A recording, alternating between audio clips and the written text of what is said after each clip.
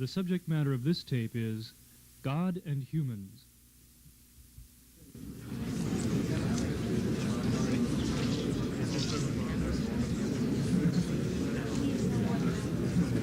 Welcome, everybody. Glad you could make it. How's everybody feeling today?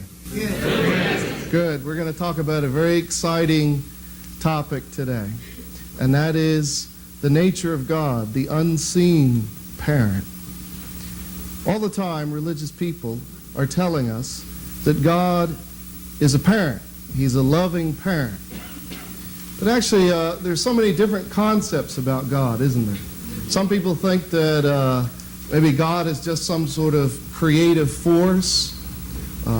God is maybe a God of fire and brimstone, and if you don't do right, God's going to get you. There's all different kinds of concepts about God. And what we want to try to do today is to try to understand the actual personality or nature of God, His character.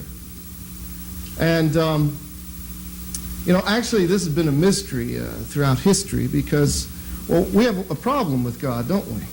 Sometimes it seems like God's not so available. Sometimes it seems like God, well, we know that God actually is invisible. And sometimes you may feel like believing in God is like believing in the invisible man, right? Well, where is God, by the way? Does anybody know his address or his telephone number or something like that? So historically, we've had a problem with really understanding the nature of God and therefore understanding how to relate to God because He's invisible. But actually, we have to qualify that a bit when we say God is invisible. He's invisible in the sense that we can't perceive Him with our 5 physical senses. But God is very visible in another way, and that is in terms of our relationship of heart with God. But there is a way that God is expressed that we can see in a very clear and obvious way. And actually, if you read the Bible, St. Paul says something very interesting along these lines. He says in Romans 1:20, ever since the creation, God's power and deity have been clearly perceived in the things that God has created. And that's a very interesting statement because it's not just a religious idea, but it's also a very scientific principle that cause is manifested very visibly in the effect. Or we could think of another example. For instance, how many here are artistic? How many like to paint or write poetry or something like that? Well, your character, your mind or your heart, your personality, which is in the same sense invisible, is expressed in a very visible way, isn't it? Through artwork. For instance, none of us here probably have ever met Picasso, right? So in that sense, he's really invisible to us. But if we know a little bit about art and look at his artwork, we can know a lot about this characteristic of this man, his personality, because it's expressed very clearly in a visible way. We could look at the creation in the same way. The creation is a beautiful artwork, isn't it? Really a beautiful artwork. And as Romans 1:20 tells us, God's nature, His character, is also expressed in this artwork, just like your nature would be expressed in your own artwork. So we can look at the artwork and we can know the artist. So God's a very good artist, don't you think? Yes. He's really created a beautiful work of art. And we want to look at the creation. We want to look at everything in the creation, and let's see if we can find a visible nature expressed. So what do we have to look at? There's a lot of things in creation, aren't there? There's rocks, there's cockroaches. Boy, it'd be hard to find the nature of God in a cockroach, but He created it. He created it. Well, we don't want to look at every little thing that God has created, but let's look at the primary categories. What is the most sophisticated thing or the most developed thing that God has created? That would be us. Well, at least ideally speaking, would be man. God created man. And what would be the most basic thing that God created? Most basic unit of existence? We'd say an atom. An atom.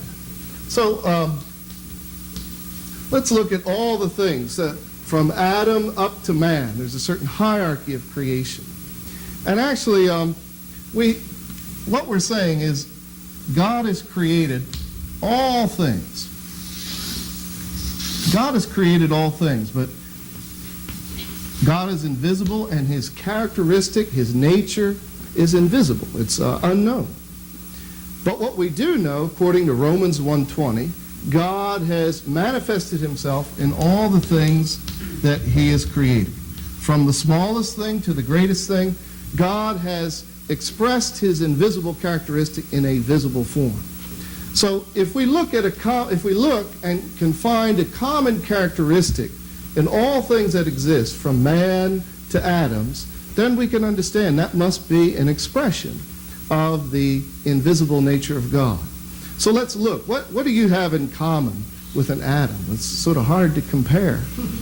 But actually, in a very fundamental way, there is a lot of similarity in the way an atom exists and the way human beings exist. If we look at human beings, we can see, even in this room, we see not just men, but we see women, right? Man and woman. And that's a good idea, isn't it? I'm glad God thought of that. And it works out good, because there's man and woman. Then the human race can not only exist for one generation, but can go on from generation to generation. What about an atom? What does an atom have in comparison to that? Well, an atom is composed of a positive and minus particle. So an atom, in a sense, is like a marriage. It's like a marriage. It's like a small family.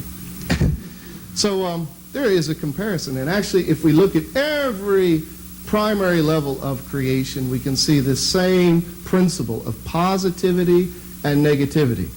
And also, actually, Genesis 1:27 says the very same thing. It says that God has created in his image, male and female. So what this means is actually the mode of God's own existence is the oneness of masculine and feminine parts. In other words, God is in the form of a parent. What do we call masculine and feminine parts when they're together, when they're united? That's parents. Ideally, when man and woman come together in love, form one flesh, as the Bible says, then we call that form the form of a parent, mother and father. So this exists originally in God. His image then is the parental form. But it takes something more than just form to be a parent, doesn't it? We can see some evidence that at least the creation is in the form of a parent. At least God's own existence as the image of that is in the form of a parent. But how about in terms of character? You know, a husband and wife can be living under the same roof, and they can be in the form of a parent, but they need something else, don't they? To actually be a parent is something internal, something inside of that mother and father. So we need to find out, is God something more than just form? Is there a character within the form of God? And again, we can look at the creation. We can look at the creation. And again, we can look at man. Man is the best example, because we're so much created in the image of God. So let's look at you. You're more than a form, aren't you? Hopefully. Hopefully you're more than just a lump of protoplasm, right? If I came up to you and said, "Oh, nice to meet you, you lump of protoplasm," you'd be insulted. And I think they added up, if you collected all the materials that actually compose a man physically, you'd have something worth $1.27. Well, you feel like you're worth more than $1.27, right? At least with inflation. Certainly, you're more than just a lump. You have a mind or a character. You have a form, which we call your body. You have a form, but you also have a character. Some of you are really characters. Mind and body relationship. This is how we exist individually, through mind and body relationship. And actually, this is true, again, throughout the creation. We see through every level, every primary level of creation, this internal relationship, this relationship of internal character and external form. So, again, we go to the atom. The atom has a certain structure, a certain body, a certain form, and internal within it is a mind, or what we call an inherent directive nature.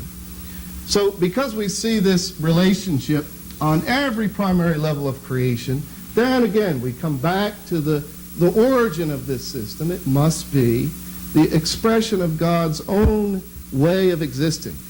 In other words, God also, as well as form, has character. God has form, but also God has character. Well, what is the form of God? What would the form of God? In other words, what is the body of God? You mean God has a body? And maybe you've seen pictures of God in the Bible. He's an old man and he has a long beard. Is that the body of God?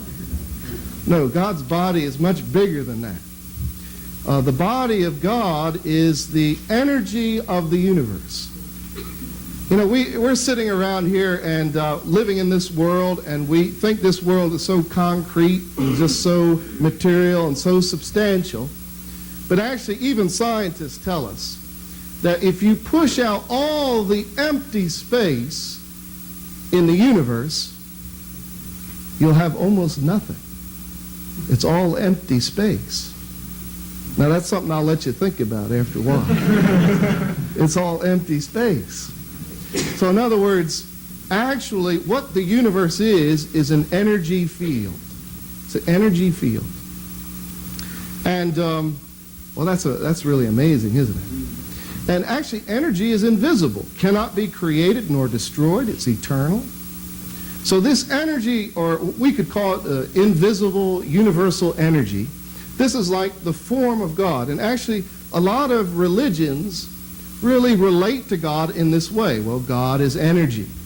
I've talked to many people that believe, well, God is energy. But to say that God is just energy, that God is just a form and just energy, well, that's like saying you're just a lump of protoplasm. In other words, that doesn't really hit the essence of God, just to say that he's energy. Well, that's his form. That's his, like his body. And what is your body? Your body is a vehicle of expression. So this universal, this invisible universal energy that is the form of God is merely the vehicle of his expression. And behind that is his character. His character. So what kind of characteristics does God have? Well, we can look at his body, his form, and we can learn a lot about God's characteristics. Just like if we look at your body, we can tell a lot about your nature, right? Actually, there are people that study faces, and the shape of your face reveals a lot about your nature, about your character. Now, some of you may be unhappy to hear that, but it's really true. So let's look at the creation, or the energy of God. What are some of the things that we see in this energy mass? We see a lot. First of all, we can see it's being directed, isn't it? It's not just flying around, going every which way. but it's being directed. And it's really expressing certain things that we relate to very, very much, very highly.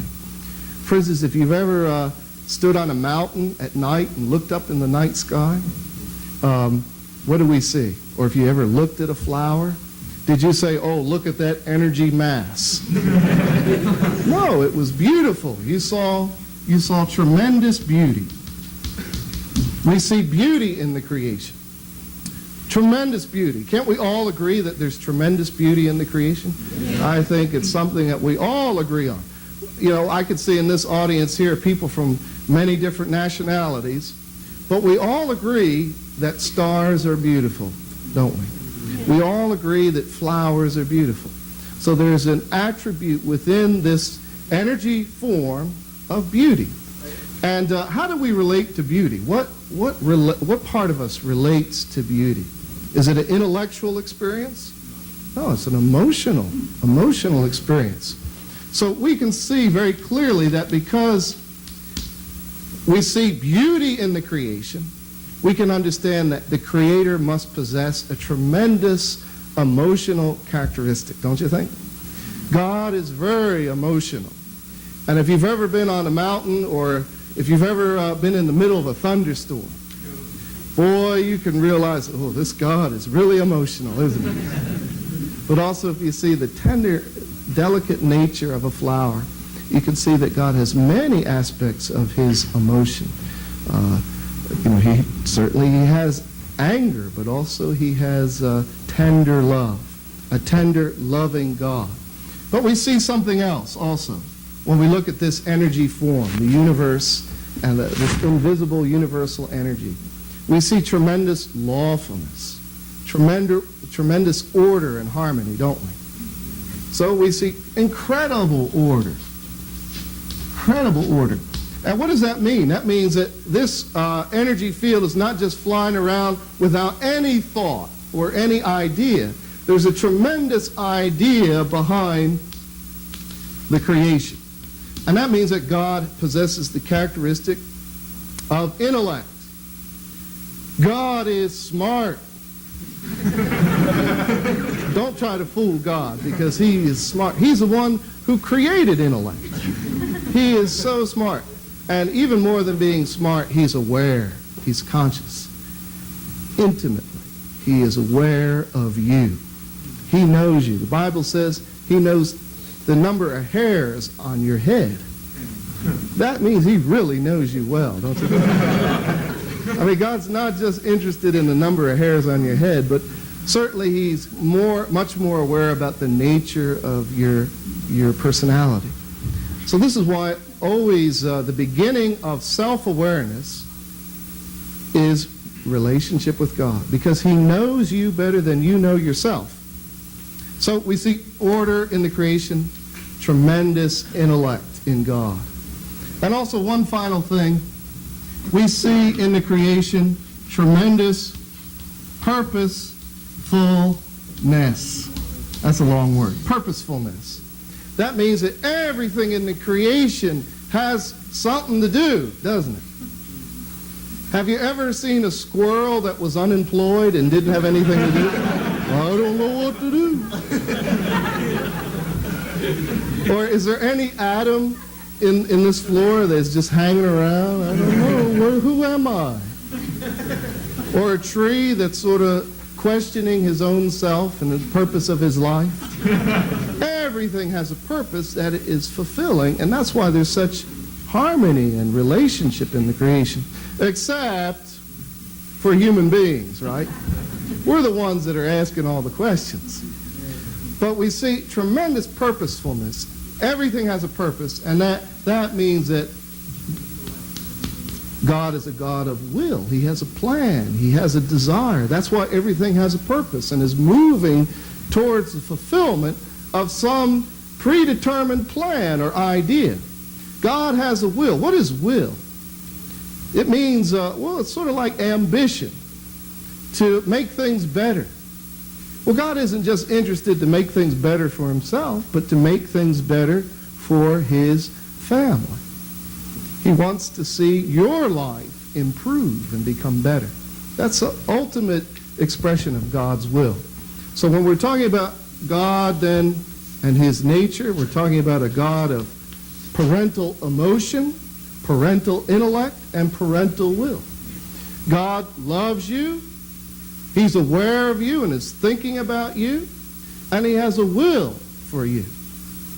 And if we can conclude that in every sense God is a loving, caring parent, then automatically we can answer the question, who am I? If God, who created us all, is really our loving parent, then we must be, we must be his sons and daughters, right? We must be the sons and daughters. The fundamental identity of man must be sons, daughters of God, his image. And if we discover that, and in discovering that, we should put that on the cover of all the weekly magazines, don't you think? That's a great discovery. We finally discovered who we are. We're the sons and daughters of God. Then who is that person sitting next to you? Well, that must be your true brother or sister, right? And who are all of us? All of us here, all of us watching on TV? We must be all a part of the same family, don't you think? Yes. Then that's great news, isn't it? That's great news. Then that's God's hope. That's his heart, that this world could be a world of one joyful, happy family. And it is our determination, as I hope it is yours, to really contribute our life for the sake of really making the world that way. Thank you very much.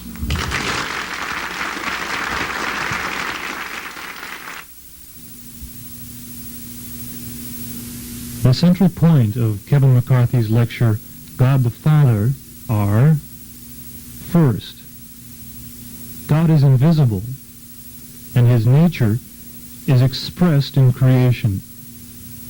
Second, God's nature has both masculine and feminine attributes. Third, God is the loving parent of humankind. And fourth, as children of God, we are brothers and sisters.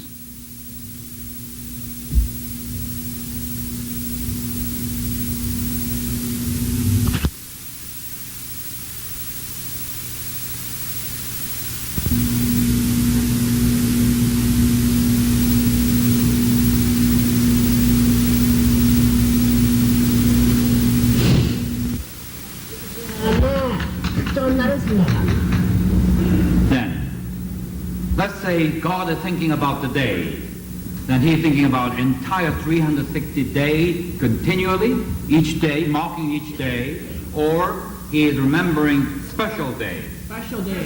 What do you think? Special day. 그럼 하나님이 나를 기억하는데 스페셜 데이가 무슨 날 거냐? Then, when God has certain reason to remember a special day, what would that be? What is that special day then? 내일은 가츠데이가 나중에. 그럼 우리 생각할 때, 스페셜 데이가, 천사 세계를 다 만들었을 때에, 끝났다 할 때가 특별한 날이니까, 시작할 때가 특별한 날, 그런 말을 가능할 것이다. 천사를 만들 때, 천사가 태어났다 할 때가 특별한 날일 것이다. God is not yet created the entire universe. This is the genesis of the history of God, and God has not come into being yet, all right? So, in logic, anybody want to remember a certain day, they will either mark the beginning of certain things, or the consummation, end of certain things. 천사는 천사를 지을 때, 천사 짓고 날 때 하나님이 그날을 기억할 것이다. For example, God must remember the day he created the angel. For example. 그래. 만물 짓는 것들 그 전부 다 고난들을 기억할 것이다. Then I'm sure God remembered the day when God initiated the action of creation of all things. 거기는 우리의 모든 초목, 모든 만물간 초목, 광물, 식물, 동물이 있지만 그들이 전부 다 지은 날과 완성하는 날, 그 전부 다 기대가 할 것이다. 그 역사가 있다면 그렇게 될 것이다. I'm sure God is very meticulous God, he must have a good diary. Then every time he create a new thing, new plant, a new tree, new animal, he mark in the diary. I create a rabbit today. I created the grass. I created lilies and so forth. 자, 이렇게 볼 때 그 조그만 그 뭐야 할까 조그만 뭐 입었을 때도 그 덕벌레도 놔두는 것이 있을 것이고 그다음에 완성될 것이 덕벌레로서 완성할 때 있을 것이다. Then even the creatures such as the very poison insects, very dirty, vile, smelly, very tiny, poison insects. I'm sure there must be a time that God initiated the creation of that insect, and there must be a time that God finished the creation of that insect. 그럼 그 역사에 기록돼서. Again, that poison insect, it goes into the diary of God. 자, 만약에 기록 안 했다면, 하나님이 기록 안 했다면 그 인섹트가 하나님 남들은 다 읽고 나와 족벌레가 왜 하나님이 같이 지어놓고 나와 기록 안 해줘 참사할 것인가? If God forgot to, the post, the date and the beginning and ending of creation of that insect, the poison insect must be, protesting to God, saying that, God, Mr. God, what happened? You recorded everything else except me. My birthday, you didn't record it. What happened to you? Well, because I'm your creation too. 참사가 나나. What about? The poison insect has a right to say so?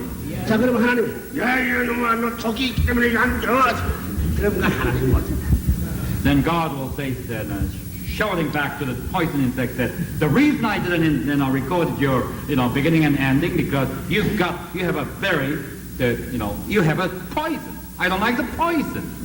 Well, if that is the case, then he's not a real good God, because he actually put the poison into it. 포이즌가 그 인섹트가 돼가지고 고맙게서는 나는 하나님이 기억할 수 있는 것이기 때문에 괜찮다. 이럴 수 있는 그런 조건을 들었습니다. Poison, talking 그럼 the poison insect is saying that I still deserve the recording because of my poison, to give God, you, my Father, the added reason to remember me. The poison as a condition that you can remember me. I'm a special because I'm a poison. 하나님이 기억한 데는 잘난 사람이나 나나 마찬가지다. So either you remember good, really noble and sacred things, and I remember, like me, that with the poison insect. Well, as long as you're remembering something, we are both in the same case, same rate, same level. 너들도 그렇지? What about you? 너들 이제 부모가 있으면 그 나라 대통령에서 말이야. 그 군무원에서 태어났는데 호적에서 빼버리고 난날도 기억 안 하고 그렇다 이러면 그 나라에 대해서 원망하고 부모에 대해서 원망하가 나아간다. What about? You're born as a citizen to a certain country, but that country, register, recording everybody's birth except you, omitted your own birth. What do you think? You have certain disgrace and a complaint to that government? 부모에 대해서. How about your parents? The parents. Why didn't you record my birthday in my register? 그러가 나겠나? Yes? Do you? Yes. Would you do that? 자, 그러면 하나님 속에서 제일 나를 기억하려면 무슨 날이 제일 이렇게 볼 때 무슨 날이 제일 좋은 날이겠느냐? And again, think for a moment. Which day or what day would be most memorable to God? Which day is most unforgettable to God? If God wanted to remember a certain day, what would day would be like? What would that day be?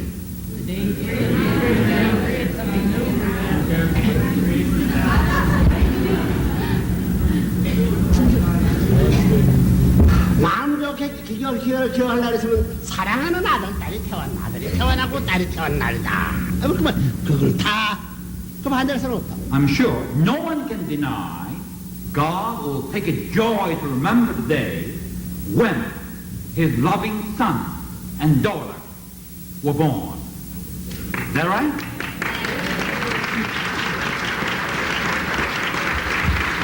자, 그 로빈슨이 태어나고 좋은 날로 생각했는데 이거 좋은 날로 좋은 날만 기억하고 싶겠나 나쁜 날로 기억하고 싶겠나? What about? God would like to remember only joyful days or even some sorrowful days, some bad memories, day of bad memories. What do you think? He would like to intentionally shy away from it, or what do you think? 아? You would like to shy away from it, but I don't think you can. 너도. What about you? What about your tendency? What kind of tendency do you have? 자, 그러면 뭐 좋은 날, 아들 생날을 선거만 기다리지 아들이 죽을 날을 기다리는 사람 없다고. Normally, is it true that no parents are waiting for, the day of death of their children? They're waiting for the birthday of their children. They want to celebrate. They want to look forward to. 사랑하는 아들 딸이 태어난 날이 제일 기쁜 날이다. 그 날이 없어지는 것을 제일 슬퍼할 날이다. 그런 말이에요. So we come to the conclusion as far as the father, the parents are concerned. The most joyful day is the day of the birth of the son and daughter, loving son and daughter. Therefore, on the contrary, the other way around, the most sorrowful day would be the day of death of his son and daughter. 그래가지고 하나님의 기억대로서 사람을 지어가지고 자기 아들 딸이라고 해 지었다면 그날을 기뻐할 것인데 그 기뻐할 수 있는 사람 꼴이 이모나. So the day God's son and daughter were born and children were born here on earth, that must be the day that God take a great delight and to remember that particular day. But the status of the children is very clumsy. No, from the father's standard, from the God standard, God yardstick, we are very inadequate. 사실은 나눠다 보니 그것이 뭐 어머니 아버지한테 뭐 향수를 갖다 주는데 똥수를 갖다 주고 오줌수를 갖다 주고 냄새 향수가 뭐야? 시커먼 반개 냄새를 주고 있다. The children are supposed to honor the parent, God, and let's say in a great day that the children brought some gift. Happened to be that gift has happened to be a perfume, and the children thought that it was a very great perfume. But according to in the smelling nose of God, that perfume is to smell like human waste, or. 하나님 그 냄새 맡을 때 좋겠나 나쁘겠나? What do you think? When God sends such smell, would they feel good or bad?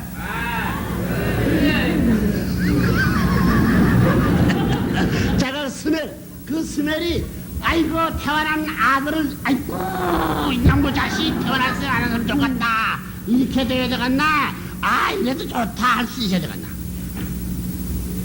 하나님께서 하신. 그렇지. 그건 너 그래도 좋다 할 수 있어야 되겠나? Then what do you think? God, knowing or recognizing that particular smell of the perfume is terrible, all right? Still, because it's coming from his own son and own daughter, he must rejoice over the gift, or he should express his displeasure. What do you think? 조이프라는 무엇이 필요하냐? 하나님에게 무엇이?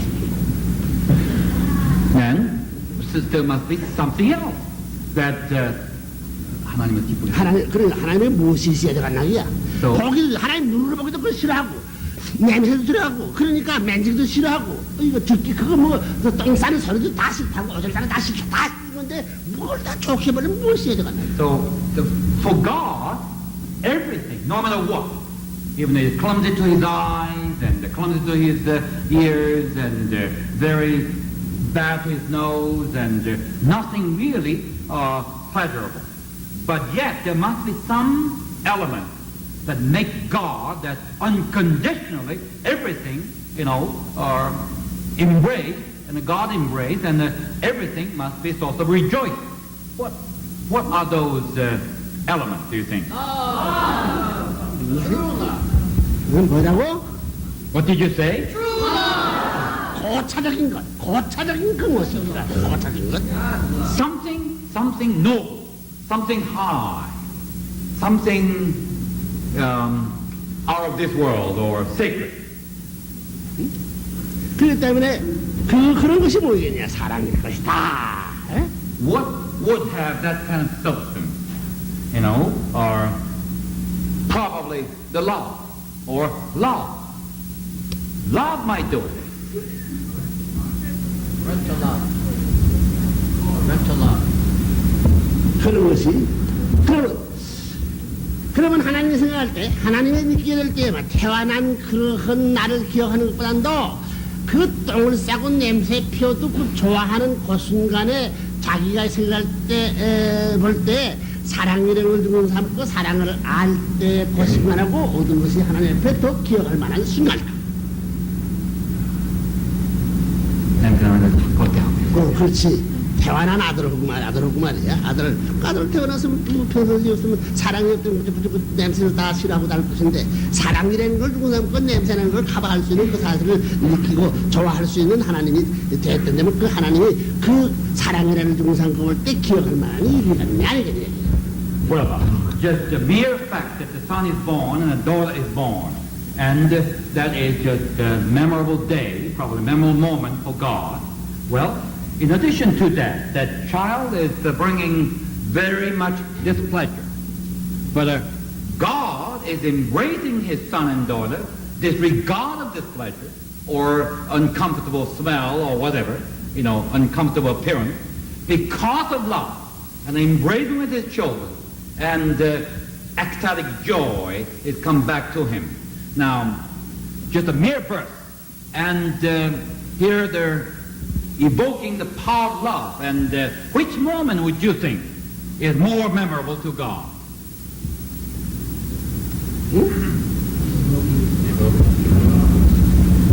뭐 사랑이 난 나를 생일날 기억하는 것도 가져갈까 사랑하는 그 느낌을 두고 삼고 매일 그 순간에 그 시간을 넘어가지고 있던 그 생각할 수 있는 귀하게 생각을 어디가 두게? What do you think? Mere perfunctory, or perfunctory, just a superficial remembrance of the day of the birth of his children.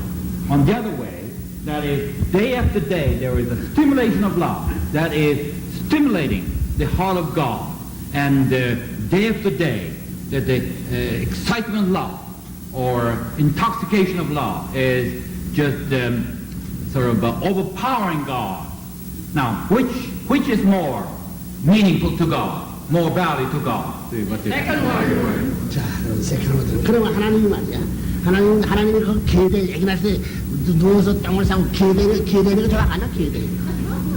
좋아하지. What about God as a father, as a parent, looking at the baby, his son and daughter were just born, and the baby is crawling all over the place, sprinkling all kind of dirty things, and the mess of all things, and put the finger in every pot, what do you think? God feels certain joy out of that scene?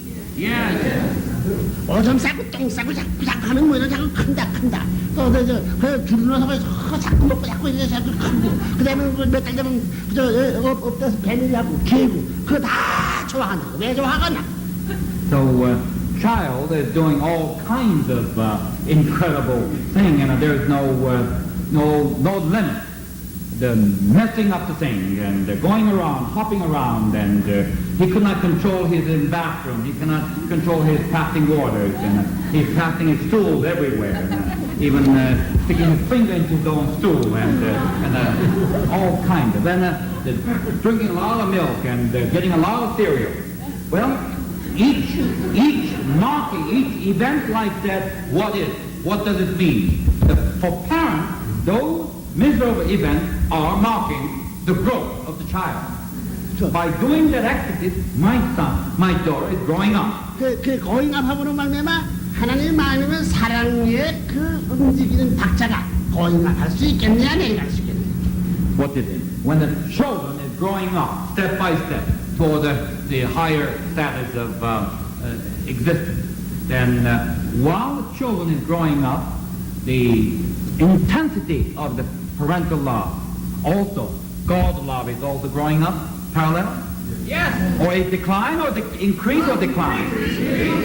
하나님이 현응하면 아이들도 현응 같이 하고 하나님이 웃으면 같이 웃고 하나님의 슬픔을 같이 슬퍼 전부 다 닮아간다. And while child gets bigger and understand their God, which is Father, and then understand that there's a certain communication of emotion is possible. When God laughs, child also smiles.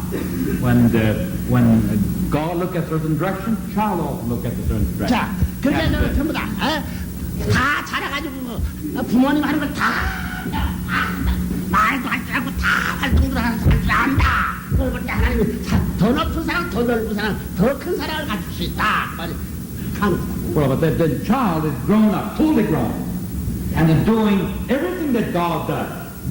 Walk, behave, do things, make a decision, make a judgment, and do things, and exactly like God does.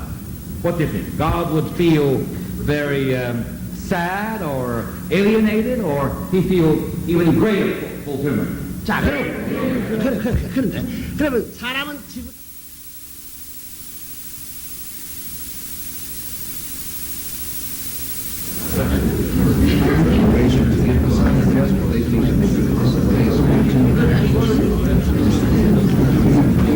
Welcome, everybody.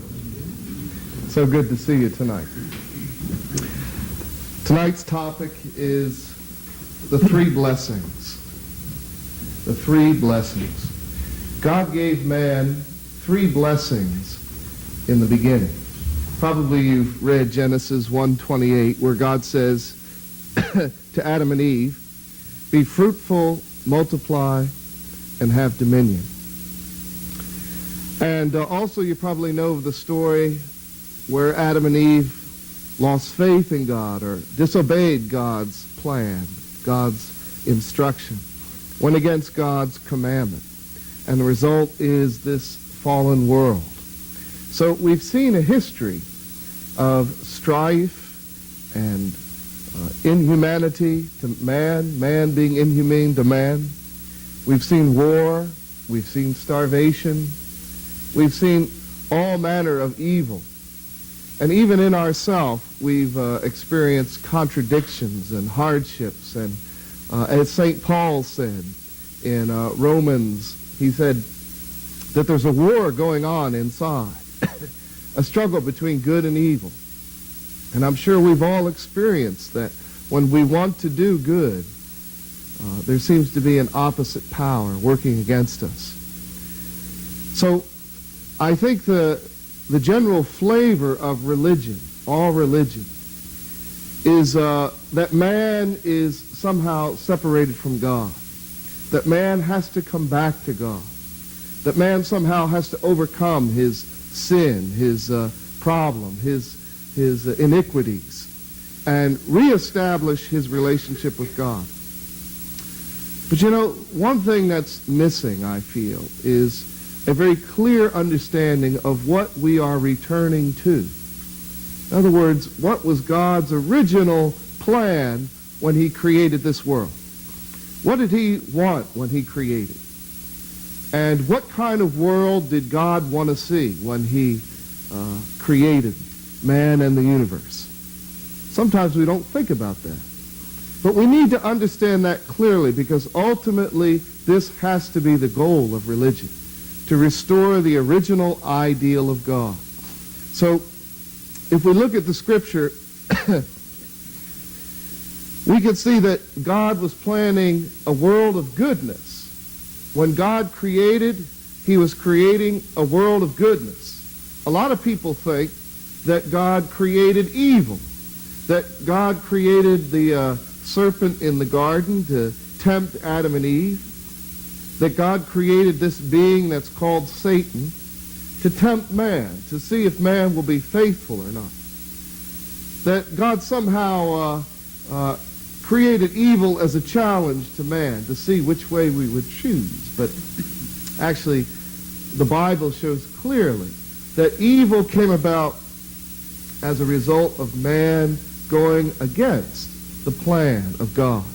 So what was that original plan? God said to be fruitful, multiply, and have dominion. And God saw everything that he had made, and behold, it was very good. It was very good. Everything that he had made was very good. This was the end of his creation process. Adam and Eve had been created. He gave them the three blessings, and he finished by saying, everything that he has created is very good. He didn't say, well, it's mostly good. It's pretty good. Well, I did my best. But doggone it, this little bit of evil is here too. Or also I have to create a little evil to challenge man, to test man to see if he's going to be faithful. He didn't say that. He said it was very good at the end of the sixth day, and then he rested. So what is God's ideal? What was his original plan for man? Certainly, according to the Unification Principle, the world that we are living in today, the world that we've seen through history, is not the world that God wanted to see. Is not the reason that God created. God wanted to create a far different kind of world, and he wanted us to be completely different kinds of people. So let's try to explain then the meaning of these three blessings. To be fruitful, to multiply, and to have dominion. What does this mean? Well, let's start with the first blessing. To be fruitful. What does that mean? Does that mean to plant a bunch of apple seeds and to grow a bunch of fruit or something like that? If that were the meaning, then probably Johnny Appleseed would be the Messiah. Well, to be fruitful means something else. To be fruitful means to obtain perfection. To obtain perfection. And what is perfection for God's sons and daughters? God's sons and daughters, for Adam and Eve. What was the perfection that God wanted them to achieve? Does it mean that they would just be, of course, perfection sort of has maybe a bad meaning, like you never make a mistake or you're just super intellectual or something like that. But actually, when God told them to be fruitful, he was talking about the perfection of their heart, the perfection of their love.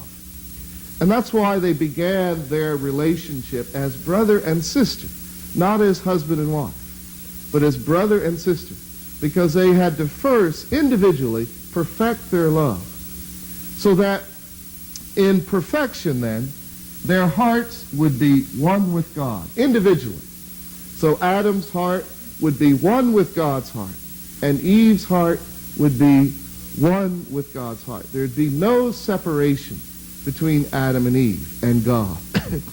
So this means that their mind and body, centering on God, would be in perfect harmony. There'd be no separation or contradiction between their spirit and their flesh. Their spirit and their flesh would be in a perfect, harmonious relationship. And the result of that, well, word and deed. Their words and deeds would be one. Their words would be truthful, and their actions would be truthful. So their mind and body would be in perfect unity, centering on God, and therefore they would become individually the incarnation of God. The incarnation of God. So actually, we know of a person in history that was exactly like this, and that was Jesus. So Jesus actually fulfilled this first blessing.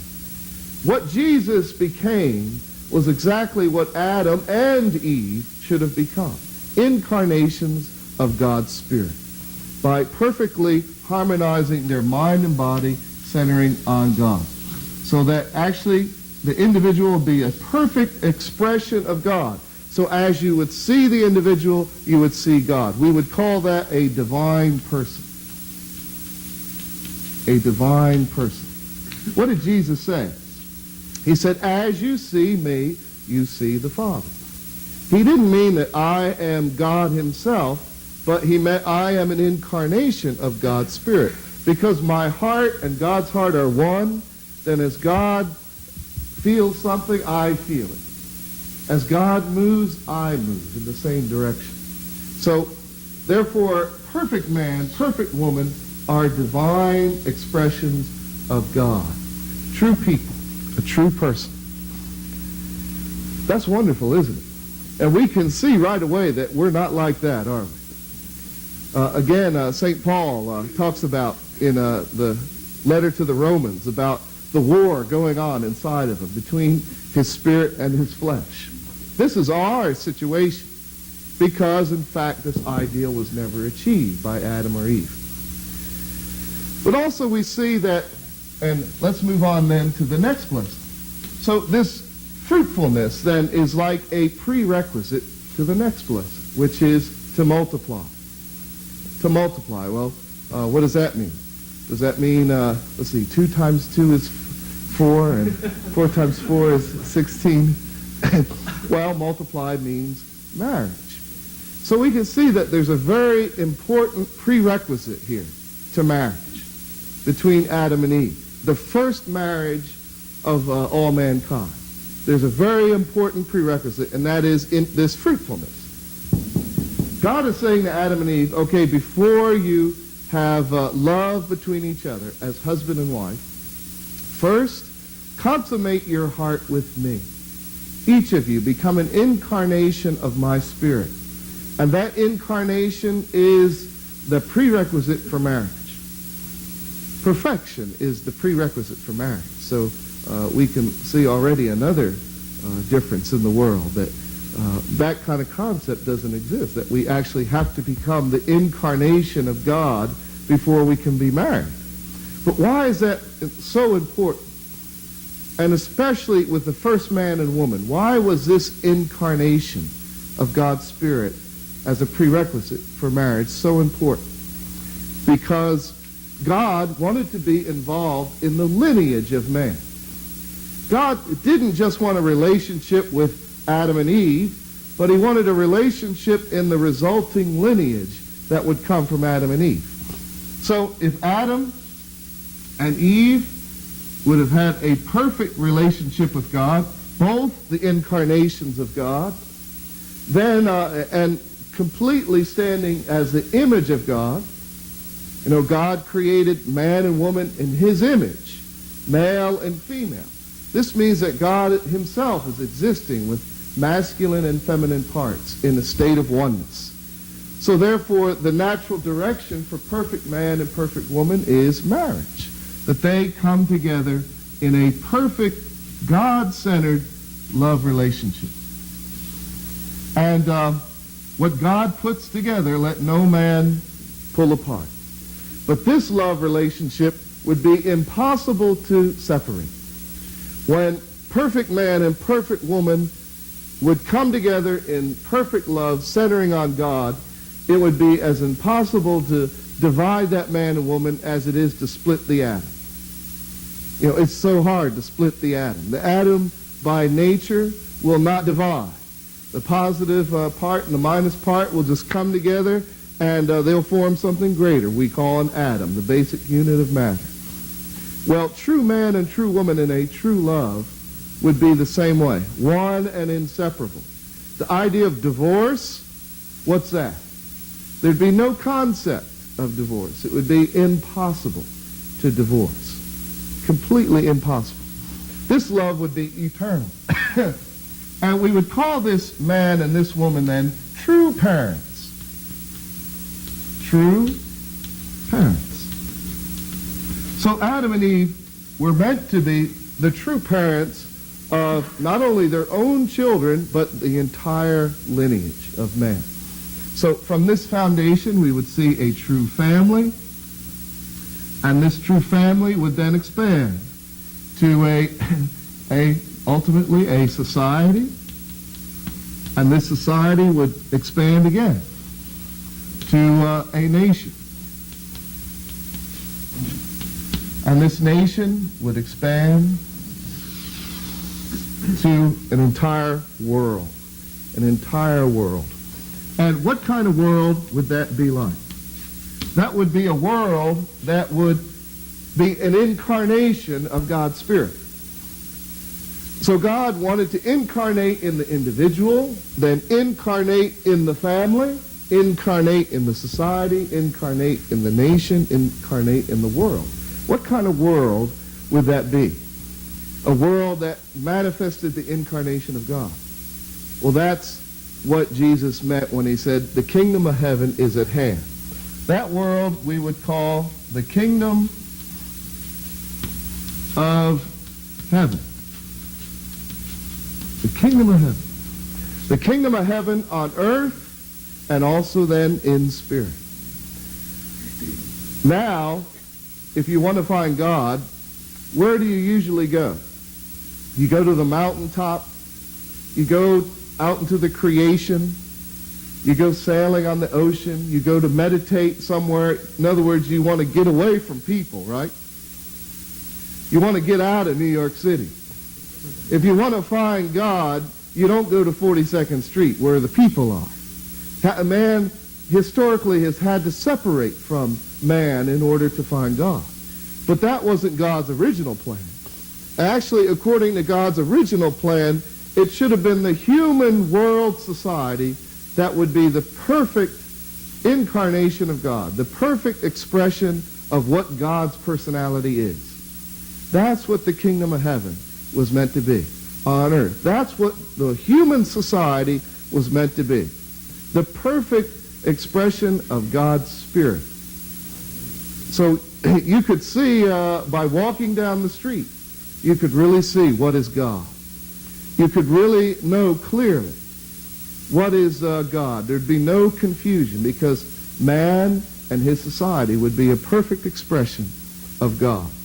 So God's original will was to establish the kingdom of heaven from the beginning with Adam and Eve. Then the final blessing, to have dominion. This means that man would have a perfect relationship with the rest of the creation. God created the rest of the creation for man's pleasure. So man should relate to the creation in love, loving the creation, and the creation would respond in beauty and in service. You know, one reason we don't see beauty so much is because we're not loving. Beauty is the response of love. And the reason we can't see beauty so much is because we're not really loving the creation. And the reason we can't love or relate to the creation in the true sense is because we haven't achieved the three blessings. We haven't achieved the very first blessing, to be perfect, to be fruitful. So man was meant to have a perfect relationship with the natural things. Man was supposed to have a harmonious relationship with the creation, not polluting the rivers and destroying the air and all these things that man has been doing in history, but a natural love relationship with the creation. And the creation can respond in beauty and in service. So the result would be harmony. Harmony throughout the earth. We would see the kingdom of heaven on earth and in spirit.